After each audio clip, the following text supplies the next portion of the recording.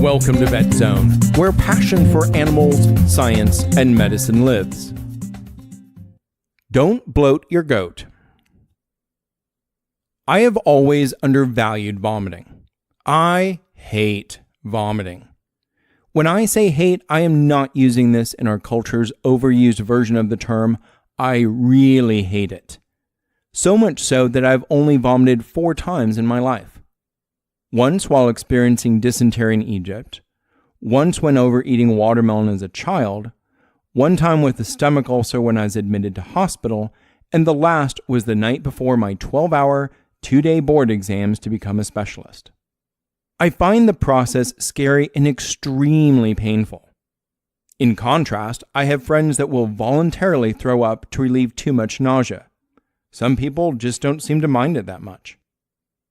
We have many misconceptions about vomiting in both history and current medicine.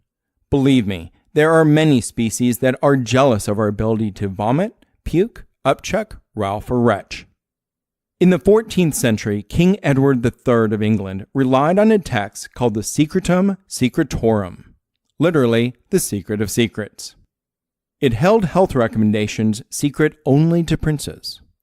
Luckily for the general public, this secret was kept confidential, as one of the recommendations included vomiting every morning with sweetened vinegar in summer. Humorism, an ancient Greek view of medicine, maintained that health depended upon the balance of the 4 humors of the body. They viewed vomiting as the body's attempt to relieve itself of excess humors. When excess bile humors were identified, physicians commonly induced vomiting to correct the patient's balance. We've come a long way in medicine since then. And of course, we can't talk about ancient vomiting myths without talking about vomitoriums. Although this is really more of a myth of today's perception. Yes, the ancient Romans did indeed have some crazy parties with a ton of gluttony, but vomitoriums, in the sense of a place to practice an organized, food-obsessed version of bulimia nervosa, did not exist. Vomitoriums were merely the entry and exit for large Roman amphitheaters. After hours of watching your favorite gladiator or chariot games, the theater's exitways would spew forth the satisfied crowds. Beyond the misinterpretation of this ancient Roman word, we have a few other misconceptions about vomiting. The act of vomiting is not easy, or even possible in some species. Vomiting represents an evolutionary accomplishment. Imagine it. You have a one-way directional pipe for food and water that alternatingly shares the first section with the respiratory system. Temporarily reversing the system with enough force to conquer gravity and avoid unwanted flow into your respiratory system requires a coordinated neuromuscular series of events marked with extreme alacrity or speed. So how do you vomit? First, you take an involuntary deep breath to provide necessary pressures. The lid to your windpipe, the glottis, is closed and your throat angles and extends itself. Your soft palate rises to cut off any potential flow to your nose.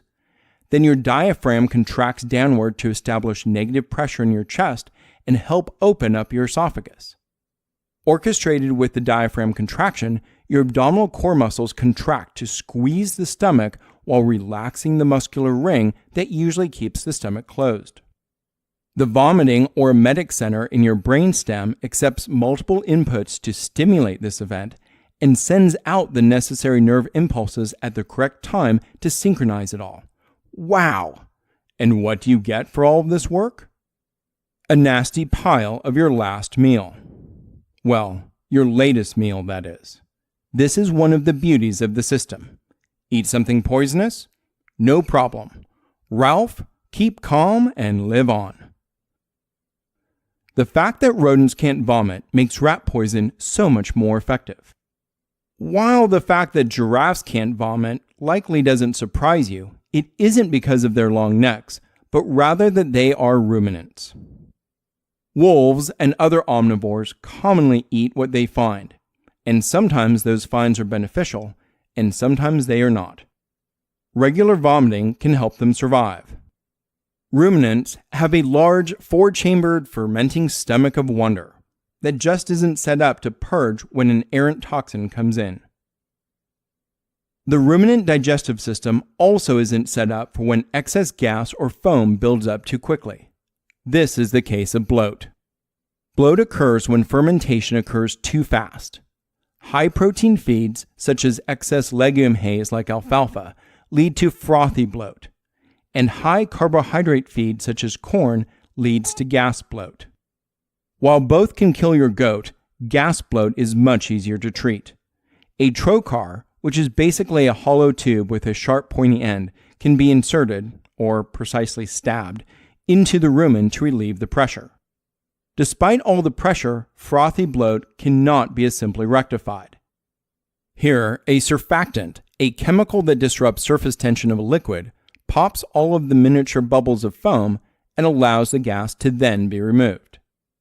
There are a variety of prescription surfactants available on the market, but always make sure to work with a medical professional. What are the signs of a bloated goat? Beyond a swelling in the upper left flank from the extreme pressure, it hurts. Goats will display signs of distress and pain, grunting, salivation, and labored breathing. If you ever see or think you see bloating, this is a medical emergency and cannot wait. Contact your veterinarian at once. The best way to avoid bloating in goats is through proper feeding. Large quantities of succulent feed, young wet pasture, excess alfalfa or clover can all represent high-protein foods which can stimulate frothy bloat. If you're concerned about introducing them to new pasture, pre-feeding them with grass forage can help. Too many concentrates or grains predisposes goats to gas bloat. Forage and hay samples can be submitted to an extension agent or laboratory for analysis to evaluate protein and carbohydrate levels. So consistent proper feeding helps reduce the risk of bloat, and consistent vigilance recognizes it. Thank you for listening.